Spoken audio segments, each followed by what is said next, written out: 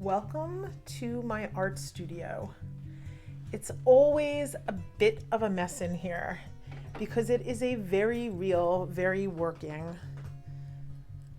mixed media art studio. And I'm here today to record the Fodder School 2 hop for the first half of Fodder School 2. And I'm just giving you a little bit of a view of what this actually looks like in reality. It's pretty but messy. It's kind of a pretty mess. So I'm going to go over to my table where I normally do all of my filming. There's my tripod. There's the windows that let in all the natural light. And the first thing that I wanted to show you was the first month of Fodder School 2, our projects. Our teacher was Rebecca Sauer, and Rebecca gave us an incredible lesson on color mixing. And when I started filming this video, it became really obvious that the sunshine coming in through the windows, there was nothing that I could do about it. And I have framed these wonderful pieces that I made that month. And there was no way that I was going to be able to do a good job filming what these look like. So I thought, you know what, let me do a little handheld camera action to show you what these look like. And it's not going to be easy. Can you see how gorgeous these are? Okay, this is going to be a little bit hard, but I'm going to do it. And then for the rest of the video, it's going to be a lot easier. But the reflection from the glass, I didn't buy expensive frames. And so this glass is reflecting all of this light and all of these shadows and just creating quite a mess here. But I really wanted to show you these because I'm so proud of them, and I haven't hung them up yet, but as soon as I'm done with this video, I am hanging these pieces because they are incredible. So we made wonderful collage fodder with Rebecca after we finished mixing up our own signature colors. And yeah, they're just fabulous. This video is not doing this justice, and it's kind of a shame. But these pieces that we made in October of Fodder School 2 were fabulous. Oh, yeah, you don't want that happening. Okay, anyway, we're going to get back to our regularly scheduled program by filming our desktop and the things that aren't reflective. Our November project with Drew Steinbrecher was board books. We made some pretty awesome collage fodder using hand-cut stencils and a jelly plate. And after we made a whole big heap of fresh collage fodder, Drew showed us how he attaches all the fodder into a board book. And we covered our board books with pieces of beautiful, colorful pattern collage fodder. And oh my gosh, was this such a fun project. I even started a second book and got pretty deep into it before I ran out of time and had to move on to the next month. The next month was my own month. I was the teacher for December of Fodder School 2. And when I thought about what life was like for everyone in December, I decided I wanted to keep that month pretty simple. We did some more jelly printing in a very relaxed style and created a lot of simple greeting cards. My intention was to have everyone create sets of these cards that they could give as gifts for the holiday and throughout the year. We learned how to package them up and make really cute belly bands and personalized labels. We learned how to make handmade envelopes and make sure that they were usable for people.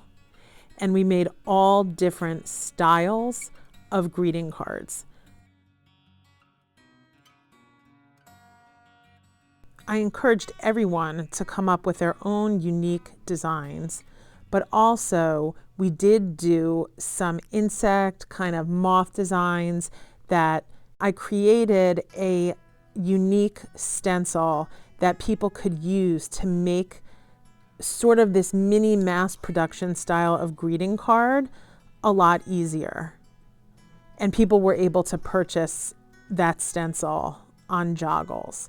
I'll put the link below in case anyone is interested in seeing it. I loved combining the elements of hand doodling, jelly print cutouts, and word fodder to create these very, very simple designs that I could make pretty quickly. That way, if I was packaging up a set of them to give to a friend for the holidays, it just didn't feel like each set took 10 hours to make. I was actually able to make these sets pretty quickly when I got into the rhythm of it.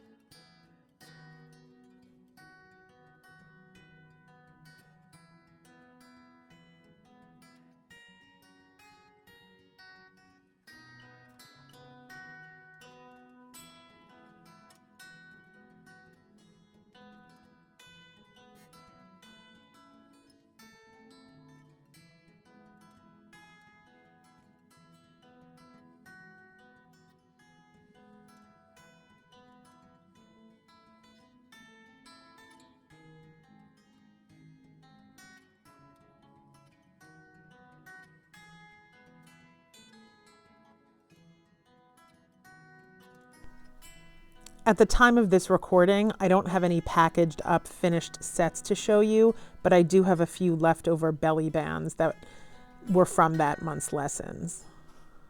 In January of Fodder School 2, our instructor was Liz Constable from New Zealand. Liz has a very unique and proprietary method that she completely came up with on her own, and we made really awesome collage fodder using her unique method. I'm showing you a lot of my leftover fodder here, which I haven't done for my previous months, just because I love it so much and it was such a special part of that month's lessons.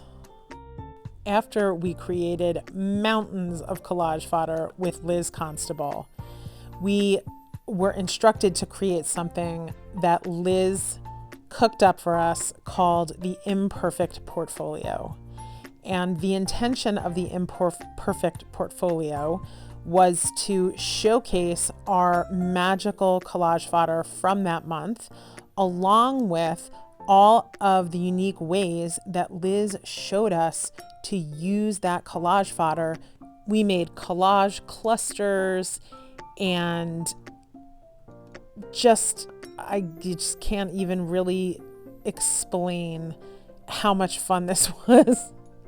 This portfolio has pockets and insert places, and I'll just let you watch me, kind of have at it, because it was just so cool. It's the kind of thing that you would want to come back to in the future and create more of. And all of these clustery type things can be used in your art journaling, your handmade card making.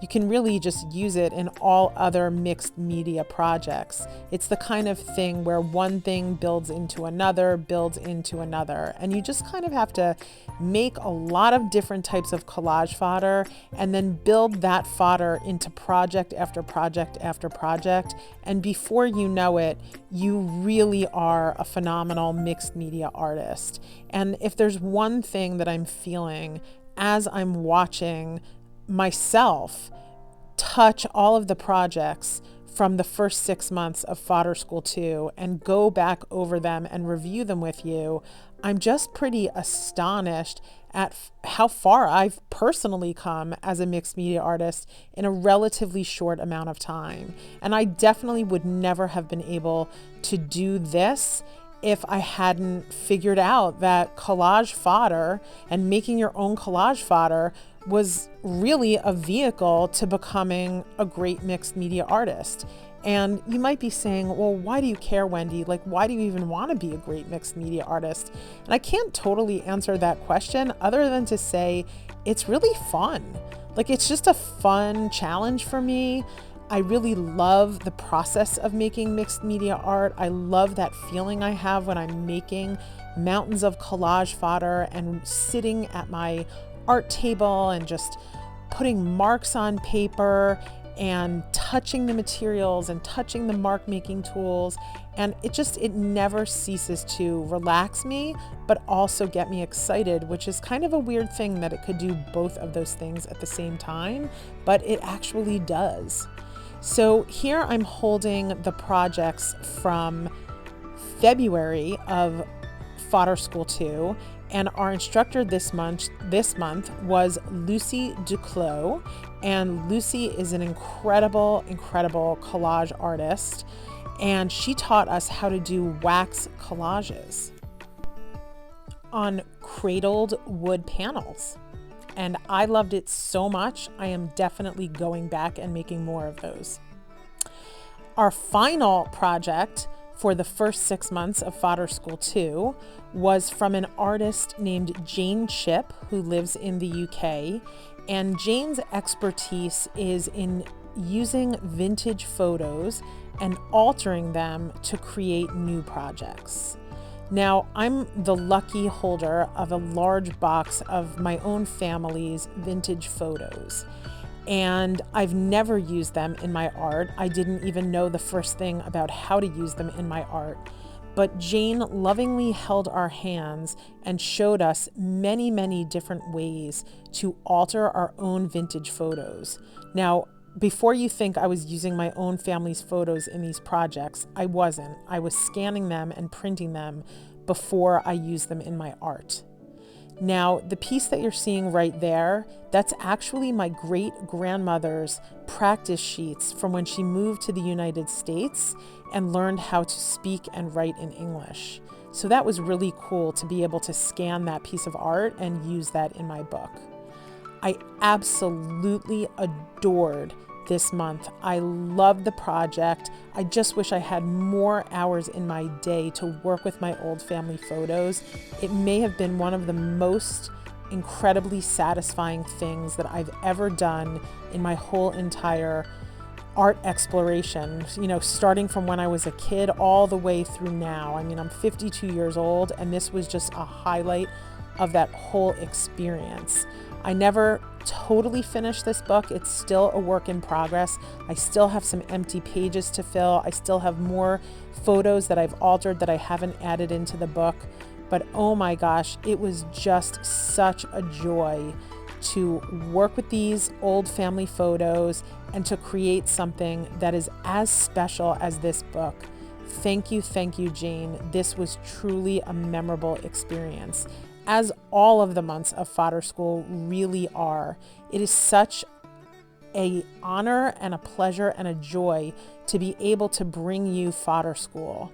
This showcase has just been 6 months of Fodder School 2, and I hope you enjoyed looking at my projects and what I've been doing. That's my dad's handwriting right there.